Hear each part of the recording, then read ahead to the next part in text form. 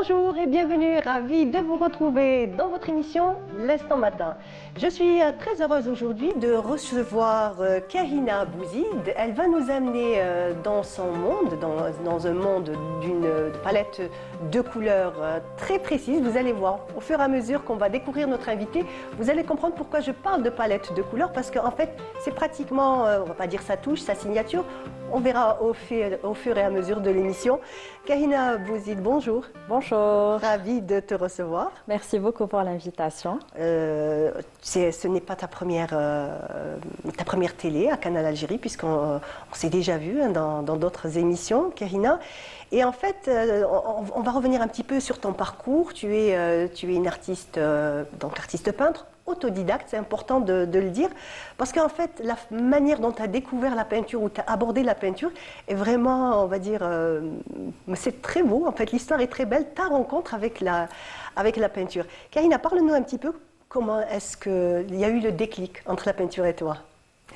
Alors, comme je le partage assez souvent et je le redis assez souvent, même si j'ai découvert la peinture en étant jeune, le dessin aussi, toutes les activités manuelles, c'est beaucoup plus tard que je suis devenue passionnée de peinture, et c'est à travers mes enfants. J'ai découvert cette passion avec mes enfants. Comme je cherchais un moyen de les occuper en dehors des écrans, je me suis dit il faut que je les inscrive à une activité qui soit ludique.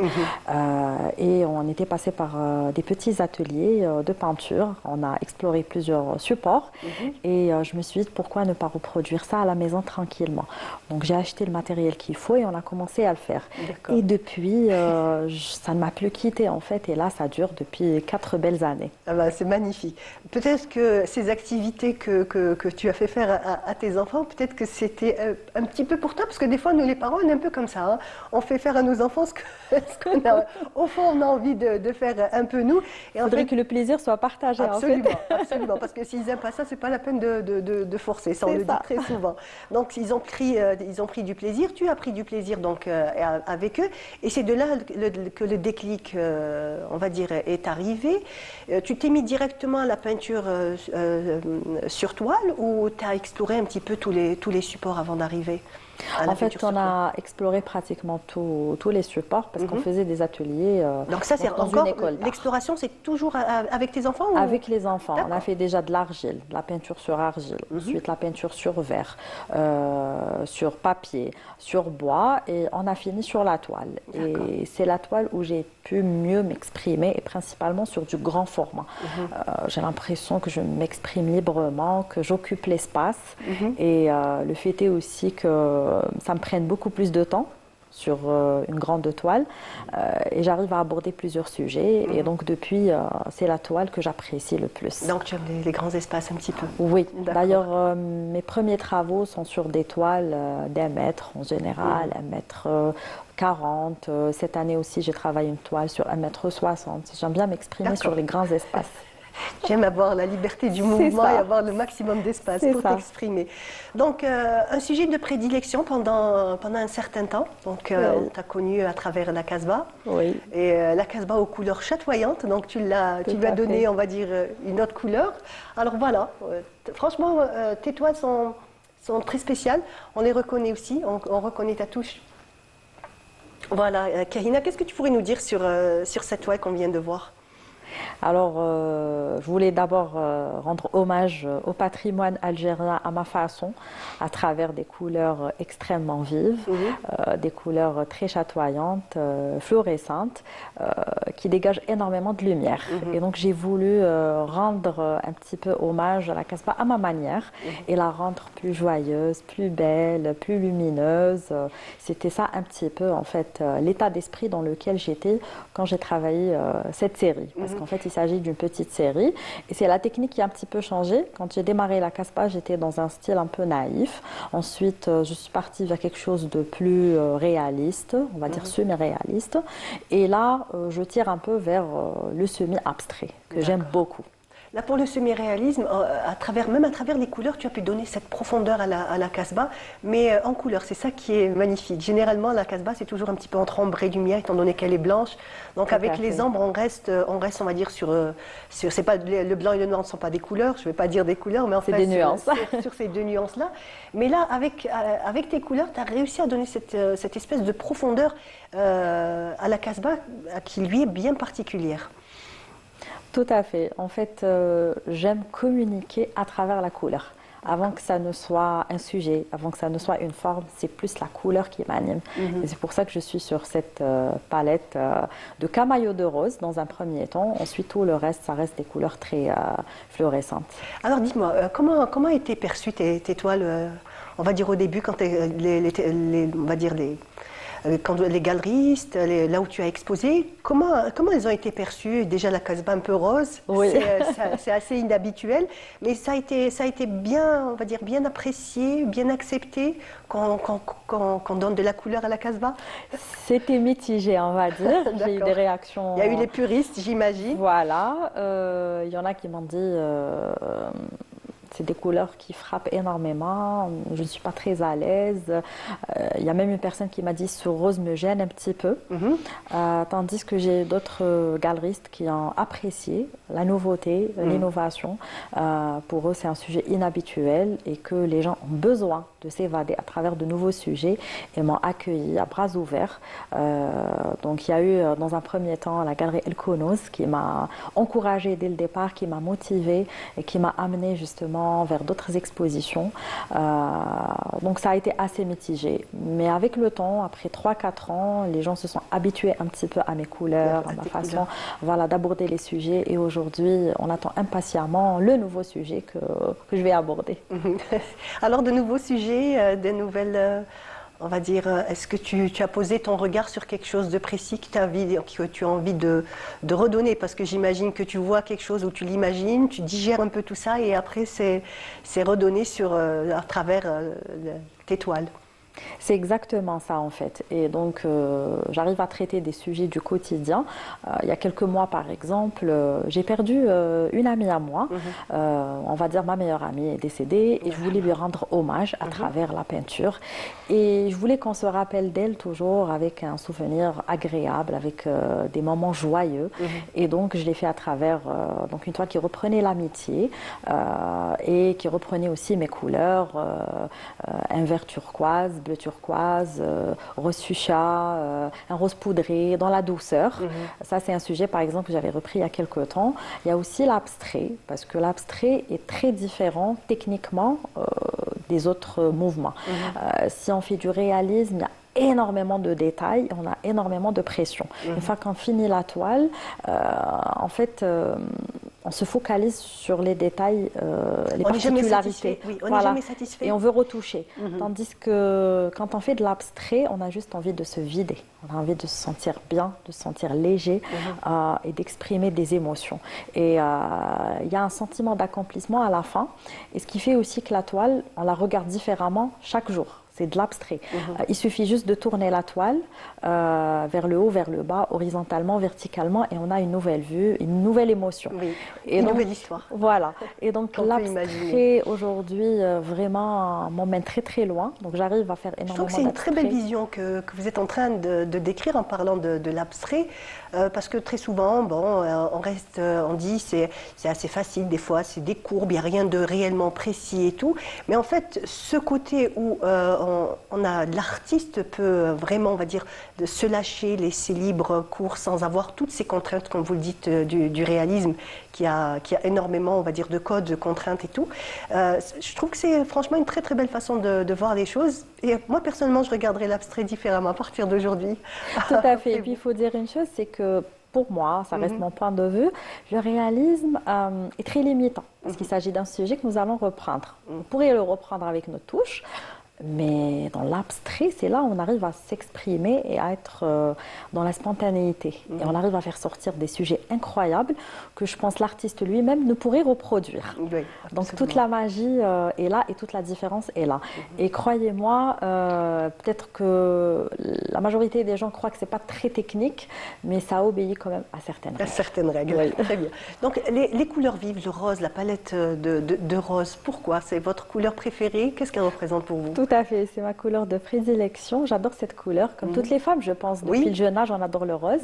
Et c'est une couleur qui m'habite en fait depuis toujours. Je me rappelle, il y a une dizaine d'années de cela, j'avais peint ma chambre en rose et j'avais acheté tout le matériel immobilier tout autour, tout était rose. Donc j'aime bien avoir cette touche au quotidien. C'est une touche qui m'apporte personnellement de la joie, de la bonne humeur. De la gaieté. De la gaieté aussi. Et en fait, on est sur les deux extrêmes. Comme je joue un peu avec les tons, ça peut être du fuchsia, donc c'est très flashy, voilà, qui est très flashy, comme je peux jouer avec un rose très poudré. Et donc on passe d'une douceur à quelque chose qui marque. Et j'adore jouer avec cette couleur. Et je me dis qu'il y a beaucoup à faire avec cette couleur. En tout cas, vous avez osé parce que quand même, on va dire, c'est courageux parce que on peut très très bien tomber dans le cliché en parlant de rose. Alors, étant donné que déjà vous êtes que tu étais une femme. Après de la peinture qui est rose, on peut très très bien tout de suite être, on va dire un peu critiquer un peu plus, on va dire. Oui. Mais tu l'as fait, tu as osé et le résultat est tout simplement extraordinaire. C'est vrai qu'on me dit parfois que mes toiles sont girly. Voilà. Parce qu'il y a énormément c'est le mot de qui rose. est tendance maintenant. Girly. Mais étonnamment, il y a des hommes qui apprécient mes toiles. Donc finalement, voilà, comme quoi. Ça agrémente. Absolument. On a été conditionnés, il faut le dire, depuis toujours, que le bleu c'est pour les garçons, le rose c'est pour les filles et tout. Mais bon, heureusement que maintenant ces barrières sont un petit peu dépassées. Juste pendant qu'on est en train de parler, Kahina, on a vu une toile, je pense qu'on va la revoir encore. Donc c'est... alors, on la voit. Qu'est-ce que tu pourrais nous dire sur ce cheval qui galope vers l'infini, vers la liberté, vers où il galope? En fait, il s'agit d'un sujet très symbolique pour moi. J'ai voulu exprimer des émotions qui sont justement la liberté, le courage, la noblesse. Et je l'ai repris à travers ce cheval. Et ensuite, j'ai rajouté ma petite touche, ma palette fluorescente. D'accord. Voilà. On va revenir sur ce cheval. On va savoir vers où il galope juste après le jingle et on revient.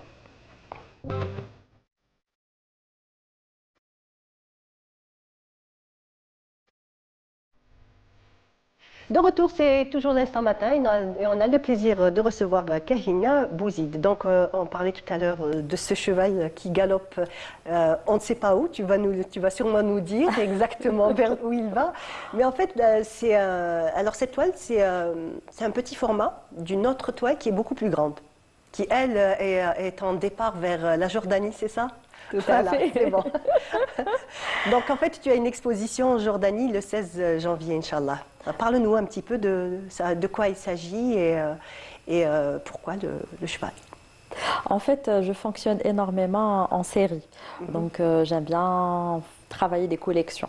Parce que j'imagine un sujet, ensuite j'ai envie de le voir sous plusieurs angles. Et c'est pour ça qu'en général, je fais minimum 3-4 toiles sur un seul sujet. Et là, c'est la continuité justement. J'avais démarré avec cette petite toile pour explorer un petit peu le sujet et voir ce que ça pouvait donner avec mes couleurs à moi. Et dès le départ, j'avais cette idée de reprendre le cheval. Comme j'ai dit précédemment, c'est très symbolique pour moi. Et je me suis dit que ça matcherait bien aussi avec la culture de la Jordanie. Le cheval est un sujet très ancien qui a été énormément repris par de grands artistes en Jordanie et je me suis dit je vais le moderniser un petit peu avec ma technique à moi et avec mes couleurs. Et donc j'ai commencé avec cette petite toile, ensuite j'en ai préparé une deuxième qui fait 1 m sur 70, donc on revient un petit peu au grand format. Et c'est cette pièce-là que je vais présenté lors de cette exposition en Jordanie qui va reprendre 100 artistes, qui va regrouper 100 artistes, 100 artistes du monde internationaux. entier, internationaux. Voilà, et ça aura lieu en fait au niveau du palais de la culture royale de Amman. Ah, très bien, Voilà. magnifique. En tout cas, une belle expérience pour toi. Tout à et, fait. en Ce sera même la temps, première expérience à justement l'international. internationale. Oui. Magnifique. Donc, un beau départ pour toi et ton, ton cheval galopant. Et en fait, une fois que tu seras sur place, tu vas devoir exécuter aussi encore une autre toile, c'est ça? Tout à fait, parce qu'en fait, il y a tout un programme, c'est un séjour en fait de 4 jours. Et la première journée, justement, ce sera dédié à un workshop où nous allons réaliser une œuvre. On aura une journée pour le faire.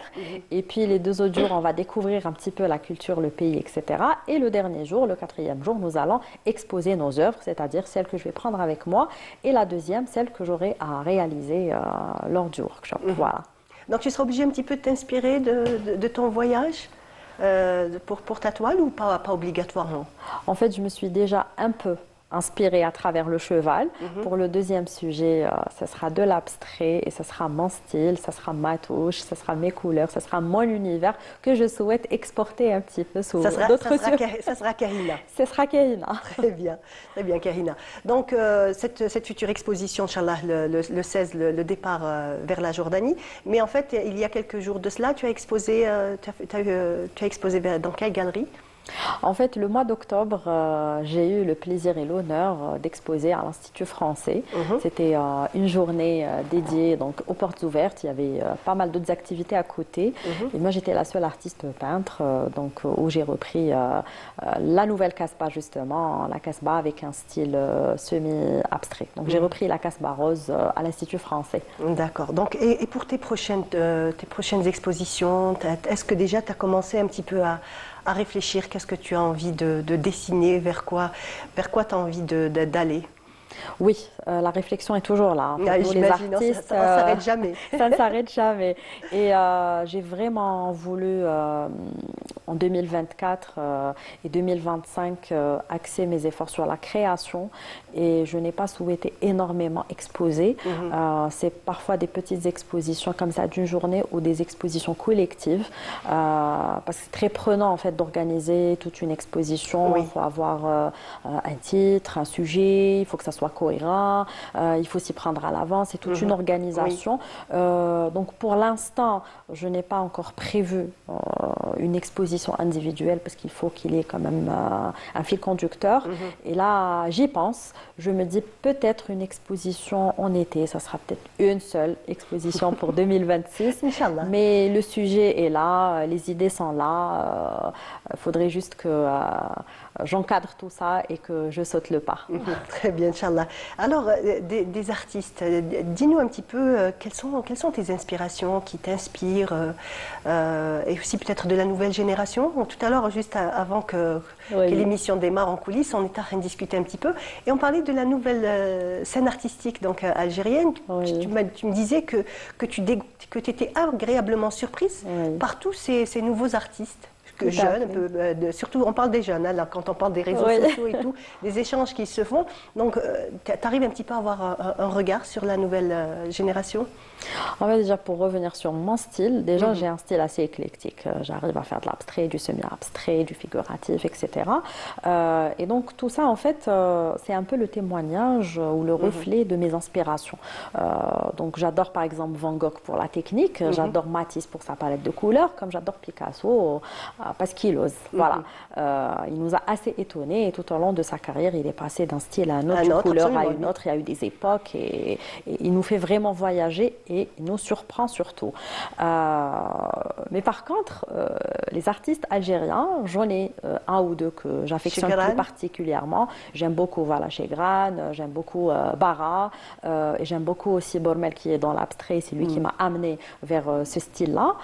Mais par contre, moi, j'adore les nouveaux artistes. Et je découvre, en général, sur les pages, lors des expositions, je n'hésite pas à les complimenter. à les complimenter, voilà, à y aller, à échanger avec eux, à les encourager, parce que voilà, eux aussi, d'un côté, ils ont une vision, faut le dire, donc cette nouvelle génération, en fait, ils sont... il y a les réseaux sociaux, il y a toute cette nouvelle technologie qui est là, donc on va dire que c'est pour eux, hein, bon, dans quelques années, ils seront les précurseurs, puisque à fait. quand ça sera chose commune, toutes ces technologies, ça sera, comme on dit, de l'histoire ancienne, ils auront été les précurseurs, on va dire qu'ils sont un petit peu à cheval entre l'ancien et le nouveau. C'est ça, en fait, ce que ça. j'apprécie chez eux, c'est cette liberté d'expression. Il n'y a pas de barrière, ils sont tout le temps dans l'exploration, contrairement un petit peu aux anciens, où c'est vrai qu'on arrive à reconnaître tout de suite l'artiste, Oui. mais au bout d'un moment, c'est les mêmes sujets qui reviennent. Tandis qu'avec les nouveaux, on explore, on teste. Il n'y a pas de barrière. Et c'est ça ce que j'apprécie. Je suis à chaque fois étonnée et impressionnée des nouveaux sujets qu'ils arrivent à traiter. C'est ce que j'apprécie le plus chez eux. Ils arrivent aussi à m'inspirer. Absolument. Donc Ouais. peut-être qu'ils ont cette liberté, aussi cette ouverture sur le monde que n'avaient vraiment pas les artistes il y a quelques années en arrière. Il fallait vraiment être un artiste connu et reconnu pour pouvoir aller à l'international. Mais c'est vrai que là, aujourd'hui, ils arrivent un petit peu à exposer, à montrer leur travail au monde entier. Ils peuvent avoir on va dire des retours je sais pas moi, d'Australie ou des États-Unis, en fait, du bout du monde. Ils peuvent avoir un retour et un regard différent. Donc, Tout à fait. Et ça aide quand on est un artiste, n'est-ce pas? Oui, surtout que l'art a évolué à l'international et on est sur carrément du spontané.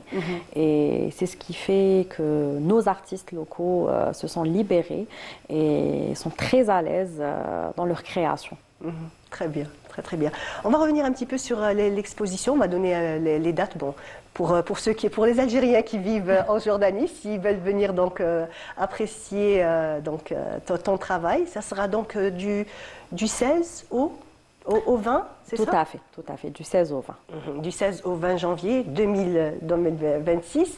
On va aussi un petit peu montrer la toile. Alors, il y a une question que je voulais te poser déjà depuis le départ. Je voulais savoir un petit peu comment ont vu les choses ta famille quand ils t'ont vu aller vers la peinture. Bon, ils t'ont vu peut-être commencer avec tes enfants. Ils se disent bon, d'accord, C'est ils vont ça. grandir un peu les enfants et la passion va passer. ça. Mais en fait, comment ça a été perçu par ton époux, ta famille? En fait, ils ont cru que c'était juste un hobby D'accord. et que ça allait partir, voilà, que c'était juste un moyen d'occuper un petit peu les enfants et que je m'y plais et que ça allait certainement partir assez rapidement. Et au fil du temps, cette passion m'a vraiment animée et je suis tout le temps sur de nouveaux sujets en perpétuelle réflexion. Et une fois que j'ai commencé réellement à exposer dans des galeries, c'est là où ils ont vraiment compris que c'était une réelle passion, que je n'allais pas m'arrêter de suite. Et honnêtement, tout le monde m'a encouragée. Ça c'est magnifique, c'est très Et on me important. dit que tu es très talentueuse, on adore ton style, à chaque fois tu nous étonnes. Et ça me booste énormément. Il y a eu mes collègues à un certain moment qui m'ont énormément soutenue. Et il faut savoir que pour soutenir les artistes, il faut acheter les toiles. Sinon, on investit énormément d'argent, il n'y a pas de retour et au bout d'un moment, on s'arrête. C'est compliqué. Donc le fait est comme ça d'acheter mes œuvres fait qu'ils font vivre mon travail. Absolument. Et j'ai envie tout de suite après de faire autre chose, d'attaquer un nouveau sujet. Et ils m'ont énormément supporté, donc que ce soit ma famille, mes amis ou mes collègues. Ils ont toujours été là pour m'encourager et apprécier mon travail. Alors, et pour le patrimoine, est-ce que par exemple, tu as des idées un petit peu sur le patrimoine que tu as envie de reprendre ou de retravailler, peut-être de poser un autre regard dessus? Oui, en fait, pour le moment, je reste vraiment axée sur la Casbah. Je me dis qu'il y a encore à faire, surtout que je vois en 3 ou 4 années, je l'ai revisité sous plusieurs techniques. Et même sur ma palette de couleurs, la palette évolue, même si je reste sur les mêmes tons, mais l'équilibre des couleurs change. Donc, dans un premier temps, j'étais sur un rose qui était dominant, tandis que là, sur la dernière toile que vous avez affichée tout à l'heure, c'était le bleu qui était plus présent. Et le le rose était en petite touche. Et donc, je me dis qu'il y a encore à faire avec la Casbah. Donc, pour le moment, Pas encore, tu n'as pas encore fini avec elle. Non. De toute façon, on n'en finit jamais avec la Casbah, c'est un labyrinthe déjà en elle-même. C'est ça. On finit jamais de la découvrir. Peut-être aussi, on va dire, d'autres paysages, comme par exemple le sud, les ressorts du désert, peut-être, ça va peut-être t'inspirer un jour. Alors, pour le moment, c'est la Casbah. Si ce n'est pas la Casbah, je souhaiterais aussi explorer un peu la nature morte. Ah oui. Mais avec la touche. Avec ta propre touche et ton propre regard. C'est ça. Inch'Allah. En tout cas, merci beaucoup, Karina. Ça a été un plaisir de t'accueillir dans cette émission, de discuter avec toi. En tout cas, bravo pour ton travail. Je te souhaite bon courage pour ton exposition. Merci beaucoup pour l'invitation. Comme je l'ai dit tout à l'heure, je me sens comme chez moi, en fait. C'est ce que tu m'as dit tout à l'heure. C'est génial. C'est le meilleur compliment qu'on puisse me faire. Quand on s'assoit là, on me dit « je me sens comme chez moi ». Avec plaisir. Et je vous remercie aussi de l'intérêt que vous portez à mon travail. En tout cas, merci beaucoup. Et à la prochaine, Inch'Allah. J'espère qu'on aura des retours sur ton voyage en Jordanie. Inch'Allah, merci beaucoup. Voilà, on arrive à la fin de notre émission. Donc, je remercie toutes les personnes qui ont travaillé à la préparation de cette émission, aussi toute l'équipe du Studio 7. Je vous dis, restez toujours sur le programme de Canal Algérie qui continue. Quant à moi, je vous donne rendez-vous bientôt, Inch'Allah. Au revoir.